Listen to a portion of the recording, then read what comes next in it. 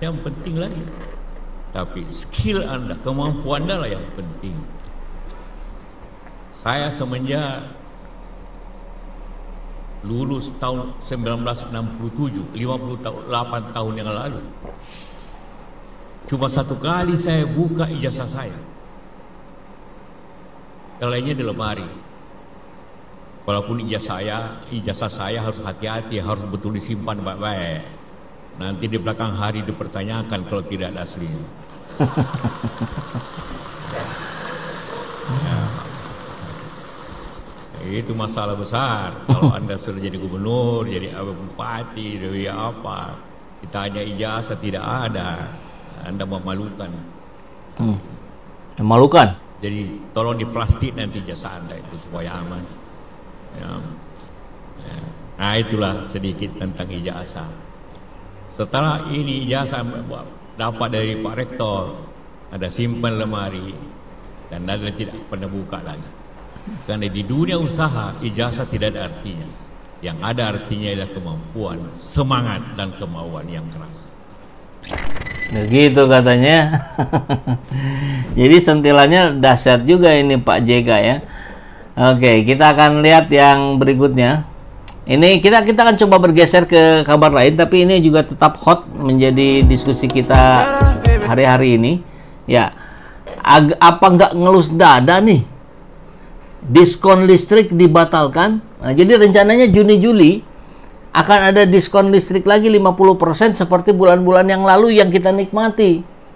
Walaupun kategorinya hari ini agak berbeda karena hanya yang berapa ya, di bawah 1300 watt kalau tidak salah. Itu baru mendapatkan diskon 50%. Tapi dibatalkan. Tapi di saat yang sama Sri Mulyani menetapkan tarif hotel untuk para menteri sedang dinas itu maksimal di 9,3 juta per malam.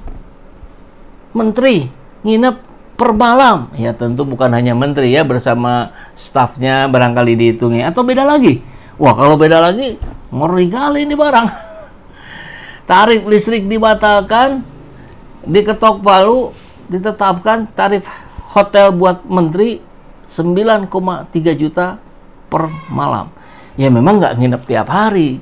Ya, barangkali kalau dikalkulasikan pun angka diskon untuk 1.300 watt ini dibandingkan dengan kenaikan atau uang perjalanan dinas, ya masih lebih besar pengeluaran pemerintah untuk diskon 50. Tapi ya tetap saja gitu.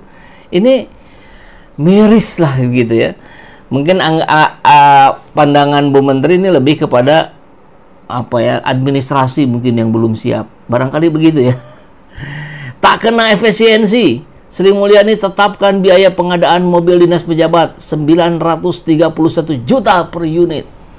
Itu Alphard sih belum dapat ya, tapi Innova Zenith itu kan udah dapat itu segitu. Yang dianggap mobil sederhana oleh orang-orang kaya, tapi kalau buat kita ya mobil yang tak mungkin terjangkau. Oke, dan kita lihat lagi yang lain, ini penjelasannya ya. Diskon listrik 50% batal karena penganggarannya lambat. Giliran naikin anggaran pengadaan mobil dinas pejabat eselon 1 gercep. Pejabat negara kerja hanya untuk dirinya sendiri ternyata, kata Bos Purwa. Kita dengarkan alasannya. Kita sudah rapat di antara para menteri dan untuk pelaksanaan diskon listrik.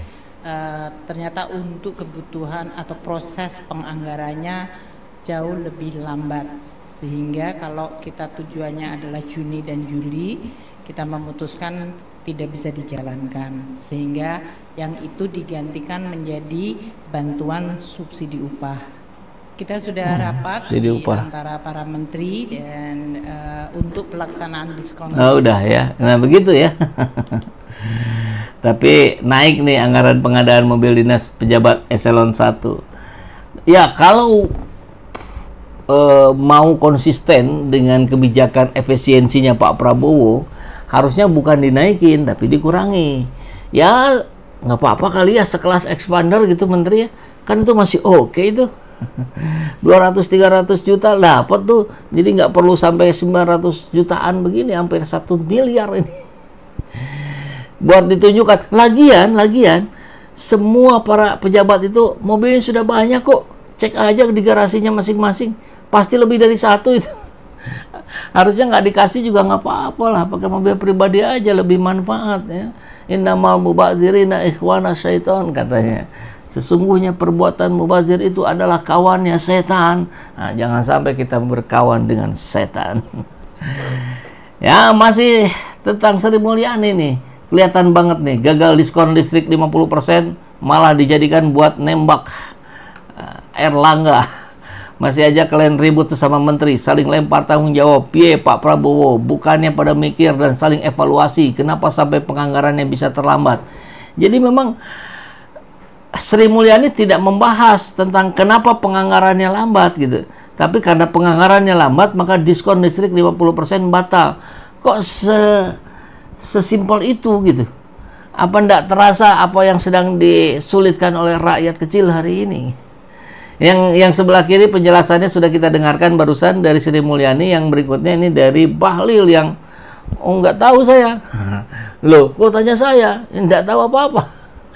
Ya karena menteri bawaan Pak Jokowi barangkali jadi acaranya ya mirip-mirip lah ya. Coba kita dengarkan. Hal itu disampaikannya usai menghadiri Human Capital Summit 2025 Selasa siang. Bahlil menyebut bahkan sejak awal pengumuman pemberitahuan diskon tarif tol diskon tarif listrik, dirinya mengaku tidak menerima informasi apapun. Ia menyatakan tidak tahu menahu terkait alasan pembatalan pemberian diskon tarif listrik.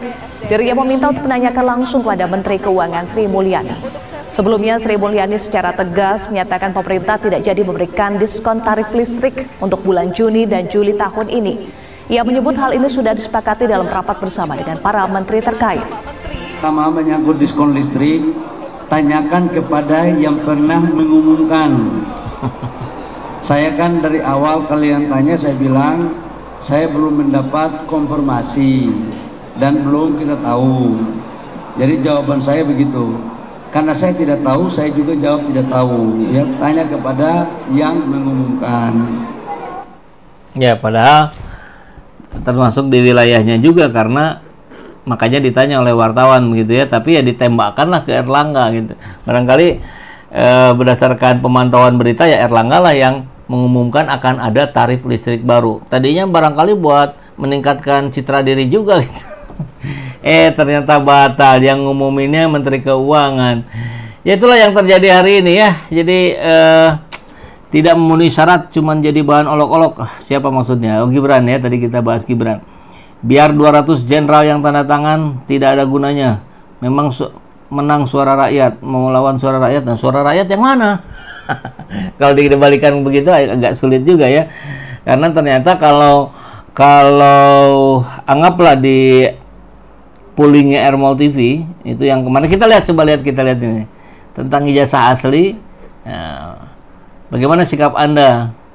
Apa Barreskrim menyatakan uji forensik ijazah Jokowi asli? Ini 6 hari yang lalu nih, udah lama nih, tapi kita bahas aja lah, nggak apa-apa.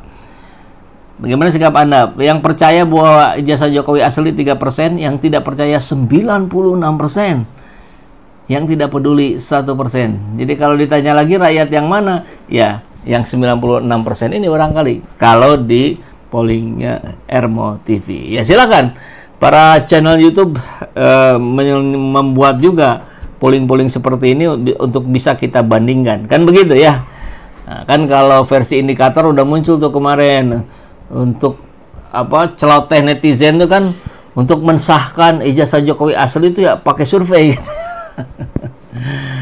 Oke, Gibran mimpi jadi presiden RI. Oh. Ya memang semua berawal dari mimpi, bukan? Cepat diganti aja F4. F4 apa nih, Bu Bapak? Dari segala kompetensi hukum ilegal merubah. Oke. Sri Mulyani tidak layak lagi jadi Menkyu karena diganti, sudah harus segera diganti. Oke. Menteri-menteri sudah pada mikirin dirinya sendiri. Oke. Bahlul Sri Mulyani ngedabrus antara menteri yang tidak kompak. Ya, memang kita lihat hari ini setelah di-retreat terus dikompakan oleh Pak Prabowo, ya memang agak sulit ya.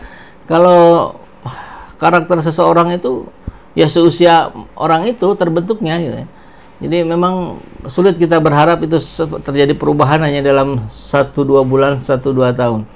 Mungkin inilah yang disebut dengan karakter yang sebenarnya. Antar menteri tidak sinkron, antar menteri cari aman sendiri, ya tugas kita mengingatkan itu semua.